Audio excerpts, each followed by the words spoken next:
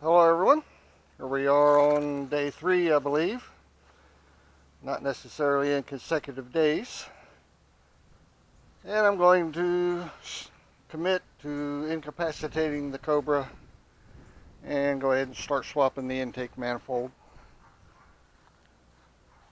I've got an order coming from Summit Racing of AN fittings, should be here today and tomorrow, and I've already found another one that I think I need to order. But I knew that was happening. Between the exorbitant prices of the fittings and shipping, unless I come up with $100 worth, gets kind of expensive for the bling. That's what I've told a lot of people on this Cobra. The cost of the Cobra wasn't too bad. It's the cost of the bling that really sets you back. But anyway, I got a fresh coat of the Eastwood's Alumablast on the intake manifold. Pretties it up quite nicely. And project car in here.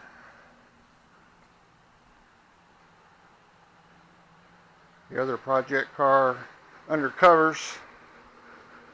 Probably start on it in another week or so. Give us another week's worth of work with my brother.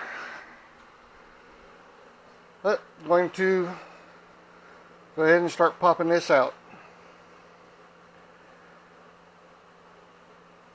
Got several things I would like to do, but we'll try to keep the list short. Some of it may institute pulling the dash to get to some wires.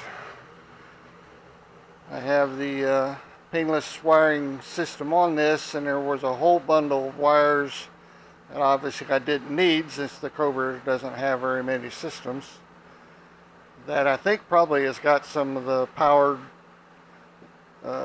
wires already there that would go to something, and that would keep me from having to splice into everything.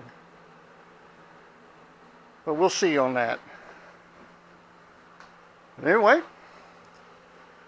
we'll get the battery ratchets and the air ratchets and everything out and see how much stuff I got to take off to get it out. I keep adding things under the hood.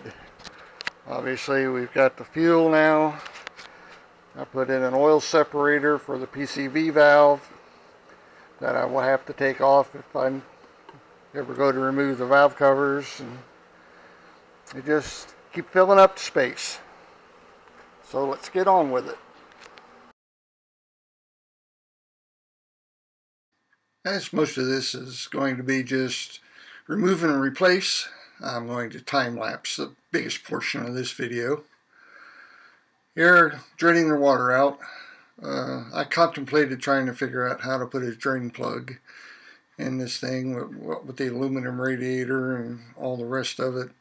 I just figured the easiest thing to do is just loosen up the radiator hose, and I stick a little radiator hose pick or cotter pin puller, whatever they used to use. Stick it in there and catch the water. It doesn't make any bigger mess than if I used a drain petcock on it. So get the water out, start removing that manifold.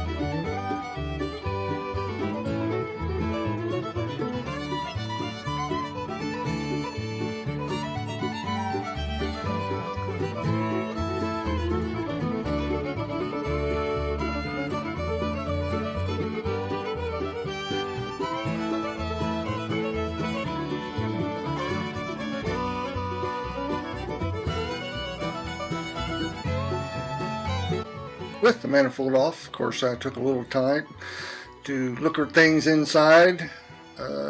Wear on the cam seems to look normal. No extra debris, no globs of gook. So, got a little protection in there.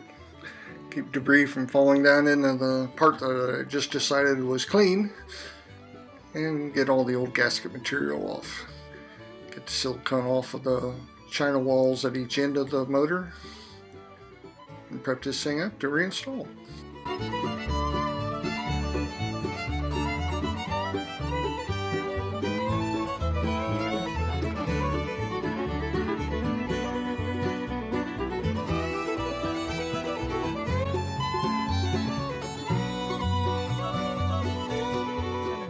And here I got the other manifold on. I guess it's really not a new one, I've had it on before. But this one is the air gap.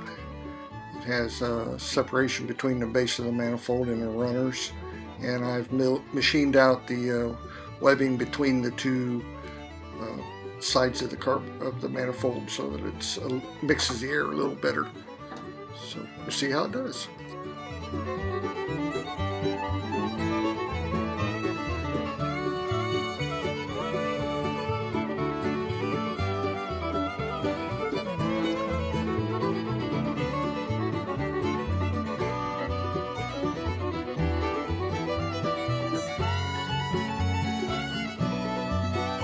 And this brings us to the end.